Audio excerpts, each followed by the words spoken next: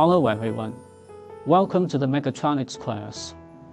I am your teacher, Mo Chen Jia.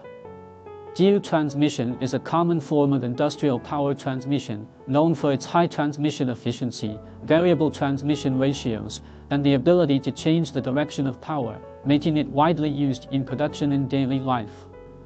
Today, we will mainly study the following topics. Learning objectives. 1. Understand the use of gear couplers and rack and pinion couplers. 2. Master how to achieve variable transmission ratios through gear meshing. 3. Learn how to convert the rotational motion of gears into the reciprocating motion of the rack. Now, let's look at the specific operation steps. 1. Create rigid body. First, identify which components in the gear system are in motion.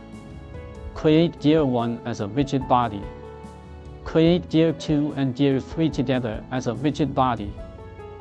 Create Gear 4 and Gear 5 together as a rigid body. Create Gear 6, Gear 7, and their connecting parts as a rigid body. Finally, create the connecting rod as a rigid body. 2. Create joints. Since the gears rotate in space, they need to be created as hinge joints. Therefore, create hinge joints for Gear 1, Gear 2, Gear 3, Gear 4, Gear 5, Gear 6, and Gear 7 respectively. For the connecting rod in Gear 6, create hinge joints with Gear 6 as the base and the connecting rod as the attachment. For the connecting rod in Gear 7, create hinge joints with the connecting rod as the base and Gear 7 as the attachment. Finally, create sliding joints for the rack, with the rack as the attachment. 3. Create couplers. Create gear couplers for the intermeshing gear pairs and assign transmission ratios. First, create gear couplers for Gear 1 and Gear 2, with Gear 1 as the master and Gear 2 as the follower, with a transmission ratio of 20:15. Create gear couplers for Gear 3 and Gear 4, with Gear 3 as the master and Gear 4 as the follower, with a transmission ratio of 20:30. Create gear couplers for Gear 5 and Gear 6, with Gear 5 as the master and Gear 6 as the follower, with a transmission ratio of 30:20. Create rack and pinion couplers for the rack and Gear 7, with the rack as the master and Gear 7 as the follower, with the contact radius R equals 12.5 mm. 4. Set sensors and actuators.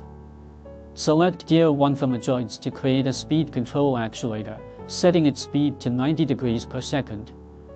5. Play animation to check results.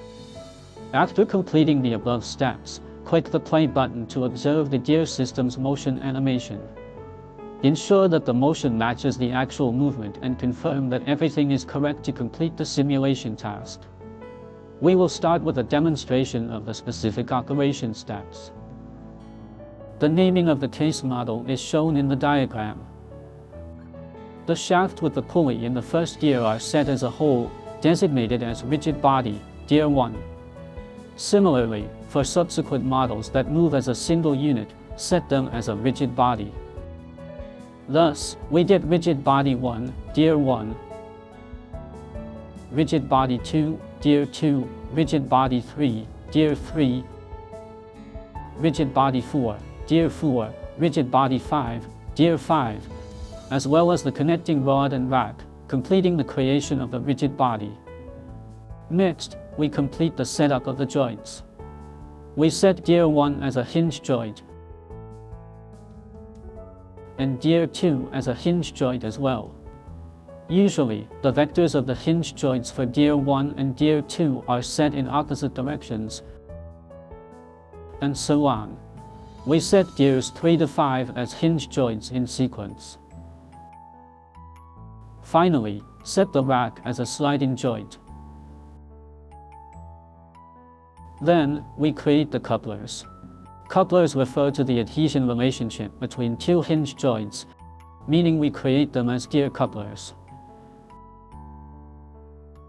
We set Gear 1 and Gear 2 as one gear couplers,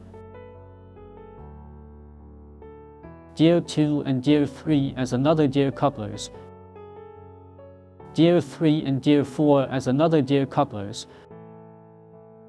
and Gear 5 and the rack as rack and pinion couplers.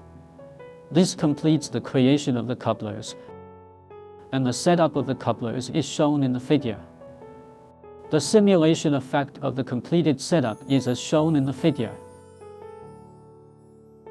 Finally, let's review what we learned in this lesson. 1. Analyze the basic components of the wheel system's motion to determine the number of motion components needed for the mechanism and create rigid bodies. 2. Analyze the number and types of joints formed by the motion components and create joints and constraints. 3. Analyze the number and types of couplers formed between the joints and create couplers. 4. Analyze the power source of the mechanism's motion, assign initial motion to the joints, and create actuators. Please complete the following exercises. That concludes our lesson for today. Thank you, everyone.